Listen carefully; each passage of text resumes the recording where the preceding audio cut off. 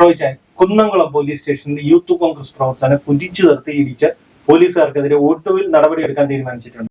ഇതൊരു മുഖം രക്ഷിക്കൽ നടപടിയാണോ അതോ മറ്റു പോലീസുകാർക്കുള്ള താക്കീതായി കരുതാൻ പറ്റും? ഇതൊരു മുഖം രക്ഷിക്കൽ പരിപാടി തന്നെയാണ്. കാരണം ഇതിനകത്ത് ഒരു സർക്കാരിൻ്റെ ആത്മാർത്ഥതയോ പോലീസ് ഡിപ്പാർട്ട്മെൻറ്റ് ആത്മാർത്ഥതയോ ഉണ്ടെന്നൊന്നും കരുതാൻ കഴിയത്തില്ല. കാരണം 2-3 കാരണങ്ങളുണ്ട്. ഒന്ന്, ഈ സംഭവം നടന്നിട്ട് ഇപ്പോൾ എത്ര 2 വർഷം കഴിയും. 2 വർഷം കഴിഞ്ഞിട്ട് ഈ സംഭവം പുറത്തു വരാതിരിക്കാൻ വേണ്ടി കേരളത്തിലെ എൻ്റയർ പോലീസ് ഫോഴ്സ് അവരുടെ സർവ്വവിധ ശക്തി ഉപയോഗിച്ച് ഇതിനെ എതിർത്തതാണ്. അപ്പം ഇങ്ങനൊരു സംഭവം നടന്നിട്ടില്ല എന്ന് ചിത്രീകരിക്കാനും അത് സംബന്ധിച്ച തെളിവുകൾ നശിപ്പിക്കാനും ശ്രമിച്ചവരാണ് ഈ പോലീസുകാർ. ആ 4 പോലീസുകാർ മാത്രമല്ല, അവരുമായി ബന്ധപ്പെട്ട് നിൽക്കുന്ന എൻ്റയർ പോലീസ് സേന, 65,000 പേരടങ്ങുന്ന കേരളത്തിലെ പോലീസ് സേന, ആഭ്യന്തര വകുപ്പ്, ഇതെല്ലാം ഇതിനുവേണ്ടി ശ്രമിച്ചവരാണ്. അപ്പോൾ ഇപ്പോൾ എങ്ങനെയാണ് ഇതിനെക്കുറിച്ച് ഈ നിയമ നടപടികൾ എടുക്കുമെന്നോ സസ്പെൻഡ് ചെയ്യണമെന്നൊക്കെ പറയുന്നതിൻ്റെ കാരണമെന്ന് പറയുന്നത് 2-3 കാരണങ്ങളുണ്ട്. ഒന്ന്, അതിക്രൂരമായ രീതിയിൽ ഇവരെ ഈ ചെറുപ്പക്കാരനെ ഉപദ്രവിക്കുന്നതിൻ്റെ ദൃശ്യങ്ങളാണ് പുറത്തു വന്നത്. അത് തന്നെ ഭാഗികമായ ചിത്രങ്ങളെ ഉള്ളതാണ് പറയുന്നത്. എങ്കിൽ പോലും അത്ര ക്രൂരമായ ഒരു സംഭവമാണ് പോലീസ് സ്റ്റേഷനകത്ത് നടന്നതെന്നും അത് CCTV വെച്ചിരിക്കുന്നതിൻ്റെ പരിധിക്കകത്ത് വന്ന ഇടി മാത്രമാണ് നമ്മൾ കാണുന്നത്. ബാക്കി എത്രയോ ഇടികൾ പുറത്ത് നടന്നിട്ടുണ്ട്, അതിക്രൂരമായി മർദ്ദിക്കപ്പെട്ടു എന്ന് ആ ചെറുപ്പക്കാർ സുജിത്ത് തന്നെ പറയുന്നുണ്ട്. അപ്പോൾ ഇപ്പോൾ എങ്ങനെയാണ് 2-3 കാരണങ്ങളാണ്. ഒന്ന്, നിയമസഭാ സമ്മേളനം നടക്കാൻ പോകുന്നു. കേരളത്തിലെ പ്രതിപക്ഷം കോൺഗ്രസ് പതിവില്ലാത്ത രീതിയിൽ ഈ വിഷയത്തിന്മേൽ സമരവുമായിട്ട് രംഗത്തിറങ്ങിയിരിക്കുന്നു. പൊതുസമൂഹത്തിൻ്റെ സപ്പോർട്ട് ആ ചെറുപ്പക്കാരനും അയാളെ പിന്തുണയ്ക്കുന്ന പാർട്ടിക്കും കിട്ടി എന്നൊരു തോന്നൽ, വരാൻ പോകുന്ന പഞ്ചായത്ത് തിരഞ്ഞെടുപ്പ്, വരാൻ പോകുന്ന നിയമസഭാ തിരഞ്ഞെടുപ്പ്, ഇതൊക്കെ തന്നെയാണ് സർക്കാരിനെ കൊണ്ട് ഇങ്ങനെയെങ്കിലും കണ്ണിൽ പൊടിയിടുന്ന ഒരു തട്ടിപ്പ് പരിപാടി ചെയ്യാനായിട്ട് പ്രേരിപ്പിക്കുന്നത്. അപ്പോൾ ഈ സസ്പെൻഡ് ചെയ്തു എന്ന് തന്നെ വിചാരിക്കുക. ഓൾറെഡി സർക്കാരിൻ്റെ മുമ്പിൽ കോടതി കേസെടുത്ത പ്രകാരം ഇവർ 4 പേരും പ്രതിസ്ഥാനത്ത് നിൽക്കുന്നവരാണ്. അപ്പോൾ അങ്ങനെ പ്രതികളായിട്ട് നിൽക്കുന്നവരെയാണ് നിങ്ങൾ ഈ കണ്ണിൽ പൊടിയിടുന്ന അടുത്ത ഒരു ശിക്ഷ എന്നുള്ള പേരിൽ നാട്ടുകാരെ പറ്റിക്കാൻ വേണ്ടി ഈ സസ്പെൻഷൻ എന്ന് പറയുന്ന നാടകം നടത്താനായിട്ട് ഉപയോഗിക്കുന്നത്. നിങ്ങൾ എന്തുകൊണ്ട് ഈ ക്രിമിനൽ കേസിൽ പ്രതികളായി നിൽക്കുന്ന ഇത്ര ക്രൂരമായ രീതിയിൽ ഒരു മനുഷ്യനെ കൊല്ലാൻ വരെ ശ്രമിച്ച കൂട്ടത്തിലുള്ളവരെ ഒരു കുറ്റവും ചെയ്യാത്ത ഒരു മനുഷ്യനെ, പാവം പിടിച്ച ഒരു ചെറുപ്പക്കാരനെ നിങ്ങൾ ഇടി കൊടുത്ത് ഇപ്പോൾ ഇഞ്ചപ്പരുവാക്കിയതിന് ശേഷം നിങ്ങൾ അവരെ സസ്പെൻഡ് ചെയ്തു. സസ്പെൻഷൻ എന്ന് പറയുന്ന ശിക്ഷയാണോ? അല്ല. സസ്പെൻഷൻ എന്ന് പറയുന്ന പാതി ശമ്പളം വാങ്ങിച്ച് അനങ്ങാതെ വീട്ടിൽ ഇരിക്കുക എന്നുള്ള പണിയാണ്. അതാണ് ഈ സസ്പെൻഷൻ്റെ പേരിൽ നടക്കുന്നത്. നിങ്ങൾ ഇവരെ മാതൃകാപരമായി ശിക്ഷിക്കണമെന്നുണ്ടെങ്കിൽ ഇവരെ സർവീസിൽ നിന്ന് പിരിച്ചുവിടുന്ന കാര്യത്തെക്കുറിച്ചാണ് നടപടിയെടുക്കേണ്ടത്. ആ പ്രോസസ്സാണ് എത്രയും പെട്ടെന്ന്. സസ്പെൻഡ് ചെയ്ത് പിന്നെയും അനാദികാലം മുതൽ നിർത്തുക എന്നുള്ളത്, സസ്പെൻഡ് ചെയ്തു അടുത്ത പ്രോസസ്സിലേക്ക് കടക്കുക, ഡിസ്മിസലിലുള്ള പദ്ധതികളിലേക്ക് കടക്കുക, ഈ സർക്കാരിൻ്റെ കാലാവധി അവസാനിക്കുന്നതിന് മുമ്പ് തന്നെ പറഞ്ഞു വിടുക, ഈ തൊഴിലില്ലാത്തതെന്ന് തന്നെ പറഞ്ഞു വിടുക, അവരെ ഇനി കാക്കിയിട്ട് ഈ പൊതുസമൂഹത്തിൻ്റെ മുമ്പിൽ ജനങ്ങളെ സേവിക്കുക എന്ന് പറയുന്ന പരിപാടിക്കകത്തോട്ട് ഇറക്കാതിരിക്കുക.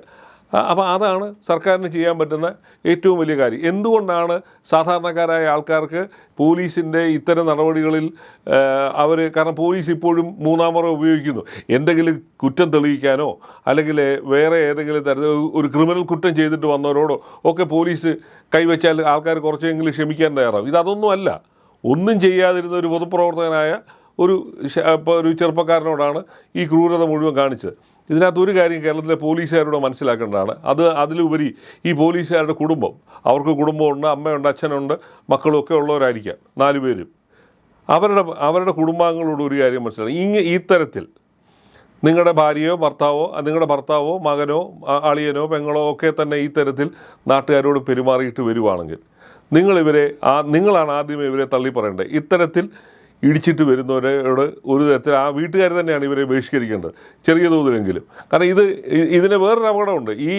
ഈ പോലീസുകാരുടെ ഒരു തലമുറയ്ക്ക് അല്ലെങ്കിൽ ഇവരുടെ മക്കൾക്ക് പൊതുസമൂഹത്തിൽ ഇറങ്ങി നടക്കാൻ പറ്റാത്തൊരു സാഹചര്യം ഉണ്ടാവും ഇന്നല്ലെങ്കിൽ നാളെ. കാരണം ഇവരുടെ കുഞ്ഞുങ്ങൾ സ്കൂളിൽ പഠിക്കുന്നതാണെങ്കിൽ അവർ നേരിടുന്ന വലിയ തോതിലുള്ള അപമാനവും അധിക്ഷേപങ്ങളും ഉണ്ട്, ഇല്ലേ? അവരോട് അവരുടെ സഹപാഠികൾ ചോദിക്കും, നിങ്ങളുടെ അച്ഛൻ ഇന്നാലെ ഇടിച്ച കേസിലെ പ്രതിയല്ലേ എന്നൊക്കെ ചോദിക്കുമ്പോൾ ആ കുഞ്ഞുങ്ങൾ അനുഭവിക്കുന്ന, ഒരു തെറ്റും ചെയ്യാത്ത ആ പാവം കുഞ്ഞുങ്ങൾ അനുഭവിക്കുന്ന ഒരു മാനസിക വ്യഥയുണ്ട്.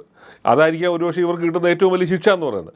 അപ്പോൾ ഇങ്ങനെ ഒരു സാമൂഹികമായ തരത്തിൽ വലിയ തോതിലുള്ള റിയാക്ഷൻസ് ഉണ്ടാക്കിയിരിക്കുന്ന ഒരു സംഭവമാണ്. ആ ചെറുപ്പക്കാരന് ഇനി ആരോഗ്യ പ്രശ്നങ്ങൾ ഉണ്ടാകത്തില്ലെന്ന് ആരെങ്കിലും സർട്ടിഫൈ ചെയ്യുന്നുണ്ടോ? ഇല്ലല്ലോ. പ്രായം കൂടുന്തോറും ഇതിന് ശാരീരിക പ്രശ്നങ്ങൾ നേരിട്ട് ഒരു തരത്തിൽ പണിയെടുക്കാൻ വയ്യാത്ത സ്ഥിതിയിലേക്ക് പോയി. ഇപ്പം 27 വയസ്സുള്ളതുകൊണ്ട് മാത്രമാണ് ഇങ്ങനെ എഴുന്നേറ്റൊക്കെ നിൽക്കുന്നത്. ഇനി വരാൻ പോകുന്ന ഒരു കാലഘട്ടത്തിലേക്ക് വരുമ്പോഴത്തേക്ക് അയാൾക്കുണ്ടാകാൻ പോകുന്ന ശാരീരിക പ്രശ്നങ്ങൾ എന്താണെന്ന് ആർക്കും അറിയില്ല. കാരണം അത്രയ്ക്കാണ് 4 പേര് ചേർന്ന് 20-25 മിനിറ്റ് നേരം ഇടിയായിരുന്നു. ഇത്രയും ക്രൂരമായ സംഭവങ്ങളൊക്കെ വന്നിട്ട് ദിവസങ്ങളായി. ഇതിന്റെ ഇടയിൽ ഒരു ദിവസം ഇതിനെ ഒന്ന് തള്ളി പറയാനോ ഇതിൽ എന്തെങ്കിലും നടപടി ഉണ്ടാവാനോ ഒന്നും പറയാത്ത ഒരാളാണ് നമ്മുടെ ആഭ്യന്തരം ഭരിക്കുന്ന മുഖ്യമന്ത്രി. ഇതിൽ മുഖ്യമന്ത്രി ഇങ്ങനെ മൗനം പാലിക്കേണ്ട കാര്യമുണ്ടോ? എന്തിനാണ് ഈ ക്രിമിനലുകളെ ഇങ്ങനെ സംരക്ഷിക്കാൻ? അല്ല, മുഖ്യമന്ത്രി ഇതുപോലുള്ള പ്രശ്നങ്ങളിൽ മുഖ്യമന്ത്രി സ്വീകരിക്കുന്ന ഒരു സമീപനം തന്നെ ഇതാണ്. മുഖ്യമന്ത്രി വലിയ കരുത്തനായ മുഖ്യമന്ത്രി, മറ്റേതാണ് ഭരണാധികാരി എന്നൊക്കെ പറച്ചിലല്ലാതെ എന്നൊക്കെ പറച്ചിലല്ലാതെ ഇതിലൊന്നും മുഖ്യമന്ത്രിയുടെ അങ്ങനെയുള്ള കഴിവ് തെളിയിക്കുന്ന ഒരു കാര്യം മുഖ്യമന്ത്രി, കാരണം ജനങ്ങൾ പ്രതീക്ഷിക്കുന്ന ചില ആക്ഷൻസ് ഉണ്ട് ഭരണാധികാരികളുടെ ഇല്ലേ.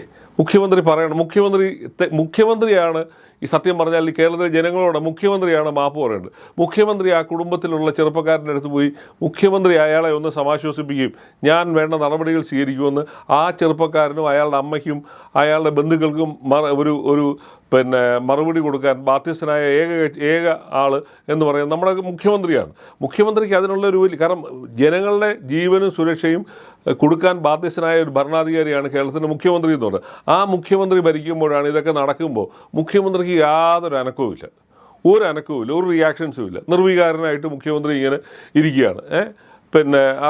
മുഖ്യമന്ത്രിയുടെ സ്ഥിരം പറയുന്ന ചില നാടക ഡയലോഗുകൾ പോലും പറയാൻ തയ്യാറായിട്ടില്ല എന്നുള്ള. അപ്പം കേരളത്തിൻ്റെ മുഖ്യമന്ത്രിയിൽ നിന്ന് ജനങ്ങൾ പ്രതീക്ഷിക്കുന്ന ചില നടപടിക്രമങ്ങളുണ്ട്, ചില ആക്ഷൻസ് ഉണ്ട്. എന്തുകൊണ്ടാണ് ചില ആൾക്കാർ ഈ സംഭവങ്ങൾ നടക്കുമ്പോൾ മുഖ്യമന്ത്രി വന്നില്ല എന്നുള്ള പരാതി ഉയർത്തുന്ന, അല്ലെങ്കിൽ ഭരണാധികാരികൾ വന്നില്ല എന്ന് ജനങ്ങളത് പ്രതീക്ഷിക്കുന്നുണ്ട്. അവരെ നയിക്കുന്ന വ്യക്തി എന്നുള്ള നിലയിൽ മുഖ്യമന്ത്രിക്ക് അങ്ങനെ ഒരു ചുമതലയുണ്ട്. മുഖ്യമന്ത്രി ഈ ദിവസങ്ങളിലൊക്കെ പലയിടത്ത് പോകാറുണ്ടല്ലോ സർക്കാർ പരിപാടികൾക്കും അനൗദ്യോഗിക പരിപാടികൾക്കും. മുഖ്യമന്ത്രിക്ക് തൃശ്ശൂർ പോയി ഈ ചെറുപ്പക്കാരനെ കണ്ട് ഓണത്തിൻ്റെ ദിവസമോ അല്ലെ പിറ്റേ ദിവസമോ എപ്പോഴെങ്കിലും മുഖ്യമന്ത്രിക്ക് അയാളെ കുറഞ്ഞ പക്ഷേ ഒന്ന് ഫോണിലെങ്കിലും വിളിക്കാം. നേതാവും സമാനമായ അനുഭവം ഉണ്ടായെന്ന് പറഞ്ഞിട്ടുണ്ട് ഒരു ലോക്കൽ കമ്മ്യൂണിസ്റ്റ് സെക്രട്ടറി. പോലീസ് ഇടി കൊടുത്തത്. കാരണം പോലീസിന്റെ സ്വഭാവത്തിന് ഒരു മാറ്റവും ഇല്ല. നമ്മൾ ഈ സ്വാതന്ത്ര്യം കിട്ടിയ 75 വർഷമായിട്ട് നമ്മുടെ പോലീസ് ഇപ്പോഴും ഇടിയും പോലീസായിട്ട് തന്നെയാണ് ഇരിക്കുന്നത്. അതായത് നിസ്സഹായരായ മനുഷ്യനെ കൊണ്ടുപോയി ഈ കാക്കയുടെ ബലത്തിൽ എടുത്തിട്ട് ഇടിക്കുക. അപ്പോൾ അവിടെയാണ് ജനങ്ങൾ നിയമം കയ്യിലെടുത്തുകൊണ്ട് ഇപ്പോൾ തന്നെ കണ്ടില്ലേ കേരളത്തിൽ ഇങ്ങനൊരു സംഭവം ആദ്യമായിട്ടാണ്. ഇടി കൊടുത്ത് പോലീസുകാരുടെ വീട്ടിലേക്ക് മാർച്ച് തുടങ്ങിയിരിക്കുന്നു. അവർക്കെതിരെ ഉപരോധം ഏർപ്പെടുന്ന തരത്തിലേക്ക് പോകുന്നു. ഇവർക്കിനി പൊതുസമൂഹത്തിൽ ഇറങ്ങി നടക്കണ്ടേ? അപ്പോൾ ഇനി ജനങ്ങൾ അവരെ കൈവച്ചാൽ ആരെയും കുറ്റം പറയാൻ പറ്റത്തില്ല. കാരണം ഇടിയും പോലീസിനോട് ജനങ്ങളുടെ റിയാക്ഷൻ അതായിരിക്കാം. നിയമം കയ്യിലെടുക്കുന്ന ഒരവസ്ഥയിലേക്ക് കൊണ്ടെത്തിക്കുന്ന ആരാണ്? ഈ പോലീസുകാർ തന്നെയാണ്. അതാണ് അവർ ഈ സർക്കാരിൻ്റെ ശമ്പളം വാങ്ങിച്ചുകൊണ്ട് ജനങ്ങളെ ഇടിക്കാനുള്ള ലൈസൻസ് ഒന്നും അല്ലല്ലോ. ഇതെല്ലാം ഇവരുടെയൊക്കെ പ്രായം നോക്കി എല്ലാം 40-42 വയസ്സുള്ള പോലീസുകാരാണ്. ഇവർക്കിനി എത്രയോ കാലം ഈ സർവീസിൽ ഇരിക്കണം, ഈ സമൂഹത്തിൽ ജീവിക്കേണ്ടവരാണ് ഇല്ലേ? അപ്പോൾ പൊതുസമൂഹത്തിൽ ഇറങ്ങി എന്ത് ന്യായം പറയും? നിങ്ങൾ വലിയ ക്രിമിനലിനെയാണോ പിടിച്ചത്, അതോ തീവ്രവാദിയാണോ പിടിച്ചത്, അതോ ബാങ്ക് കൊള്ളക്കാരനാണോ പിടിച്ചത്, അല്ലെങ്കിൽ ഏതെങ്കിലും കൊലപാതകം നടത്തിയതിനെ? ആരെയല്ലല്ലോ. നിങ്ങൾ എന്ത് പറഞ്ഞാണ് ന്യായീകരിക്കാൻ ഇറങ്ങുന്നത്? പറ്റിപ്പോയ അബദ്ധമൊന്നും പോലും പറയാൻ പറ്റത്തില്ലോ. അയാളുടെ പേരിൽ ഒരു കുറ്റവും ഉള്ളതായിട്ട് പോലീസുകാർക്കും അറിയാം. ഒരു കുറ്റവും ചെയ്തിട്ടില്ല. അയാൾ ഇവരെ ചോദ്യം ചെയ്തു എന്നുള്ളത് മാത്രമേ ഉള്ളൂ. അതിനപ്പുറത്തേക്ക് ഒരു കുറ്റവും ചെയ്തില്ല. കള്ളക്കേസ് ഉണ്ടാക്കി, എവിടെ മദ്യപിച്ചു എന്ന് പറഞ്ഞ് കള്ളക്കേസ് ഉണ്ടാക്കി പോലീസ് എടുത്തുകൊണ്ട് പോയി. അപ്പോൾ തന്നെ ഇത് ഹാജരാക്കിയപ്പോൾ തന്നെ മജിസ്ട്രേറ്റ് തന്നെ പറഞ്ഞു വിട്ടു. അപ്പോൾ നോക്കി ആടിമുടി കുഴപ്പങ്ങൾ മുഴുവൻ ചെയ്തു കൂട്ടിയ പോലീസുകാരാണ് ഈ ഇത്രയും നാൾ അവരുടെ കൂട്ടത്തിലുള്ള സേന അവരെ രക്ഷിക്കാൻ വേണ്ടി ശ്രമങ്ങൾ നടത്തി. എന്നിട്ട് ഇവർ പൊതുസമൂഹത്തിൽ ഇറങ്ങി നടക്കണമെന്ന് പറഞ്ഞാൽ എങ്ങനെ നടക്കുന്ന കാര്യമാണ്? അവിടെയാണ് നമ്മുടെ മുഖ്യമന്ത്രി പരാജയപ്പെട്ടു പോകുന്നത്. ഈ ആഭ്യന്തരമന്ത്രി എന്നുള്ളതിൽ മുഖ്യമന്ത്രിക്കാണ് ഇതിൻ്റെ ചുമതലയുള്ളത്. മുഖ്യമന്ത്രിക്കാണ് ആ ചെറുപ്പക്കാരനോട് മാപ്പ് പറയാനുള്ള ബാധ്യത മുഖ്യമന്ത്രിക്കാണുള്ളത്. കാരണം മുഖ്യമന്ത്രി നേരിട്ട് പോയി അവനെ അടിച്ചതല്ല. പക്ഷേ മുഖ്യമന്ത്രി നേതൃത്വം കൊടുക്കുന്ന ഒരു സർക്കാരിൻ്റെ കീഴിലുള്ള പോലീസാണ് ഇത്തരത്തിൽ പെരുമാറിയത്. മുഖ്യമന്ത്രിയാണ് അതിൻ്റെ എല്ലാം ചുമതലക്കാരൻ എന്നുള്ളതിൽ നമ്മൾ കാണുന്നത്. നമ്മൾ DGP-യോടല്ലല്ലോ ചോദ്യങ്ങൾ ചോദിക്കുന്നത്, കേരളത്തിൻ്റെ മുഖ്യമന്ത്രിയോടാണ് ജനങ്ങൾ ചോദിക്കുന്നത്. നമ്മൾ തിരഞ്ഞെടുത്ത് വിട്ട ആളാണ്. കേരളത്തിലെ ജനങ്ങൾ വോട്ട് ചെയ്യുകയും ടാക്സ് കൊടുക്കുകയൊക്കെ ചെയ്തുകൊണ്ടിരിക്കുന്നത് കേരളത്തിലെ മുഖ്യമന്ത്രിയുടെ കഴിവിനെ മാനിച്ചുകൊണ്ടാണ് ചെയ്യുന്നത്. ആ മുഖ്യമന്ത്രിക്ക് ഇതിനകത്ത് യാതൊരു ഉത്തരവാദിത്വം ഇല്ലാതെ മുഖ്യമന്ത്രി കൈയഴി മാറി അനങ്ങാപ്പാറ പോലെ ഇരുന്നിട്ട് കാര്യമില്ലല്ലോ. മുഖ്യമന്ത്രിയുടെ ഭാഗത്തു നിന്ന് ഉണ്ടാകേണ്ട നീക്കങ്ങളൊന്നും ഉണ്ടാകുന്നില്ല. മുഖ്യമന്ത്രി ഈ ദിവസങ്ങളിൽ, ഈ ഓണത്തിൻ്റെ ദിവസങ്ങളിലെങ്കിൽ പോലും ആ ചെറുപ്പക്കാരനെ ഒന്ന് വിളിക്കേണ്ടതായിരുന്നു.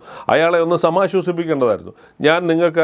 നിങ്ങൾക്ക് സ്വീകാര്യമായ നടപടികൾ ഞങ്ങൾ എടുക്കും, നിങ്ങൾ കൊണ്ട് പേടിക്കണ്ട എന്ന് അയാൾക്ക് ഒരു അഷുറൻസ് കൊടുക്കാനുള്ള ഒരു ബാധ്യതയുള്ള ഒരാളാണ് കേരളത്തിലെ മുഖ്യമന്ത്രി. മുഖ്യമന്ത്രി അതൊന്നും ചെയ്തിട്ടില്ലല്ലോ. മുഖ്യമന്ത്രിയുടെ അജണ്ടയിൽ ഇതൊന്നും ഇല്ല എന്നുള്ളതാണ് സത്യം.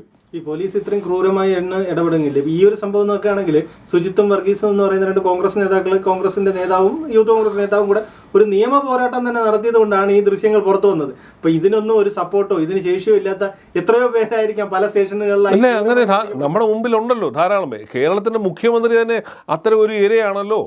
ഈ പോലീസിന്റെ അനാവശ്യമായ പിന്നെ ഈ കയ്യേറ്റത്തിൻ്റെ ഇരയാണ് നമ്മുടെ കേരളത്തിൻ്റെ മുഖ്യമന്ത്രി. 32 വയസ്സുള്ളപ്പോൾ പോലീസുകാർ കൈയും കാലും കെട്ടിയിട്ട് ലോക്കപ്പിൽ ഇടിച്ച് മണിക്കൂറുകളോളം ഇടിച്ച ഒരാളാണ് ഇടികൊണ്ട്. അദ്ദേഹത്തിന് ശാരീരിക അസ്വസ്ഥതകൾക്ക് പോലും ഒരു കാരണം അതാണ്.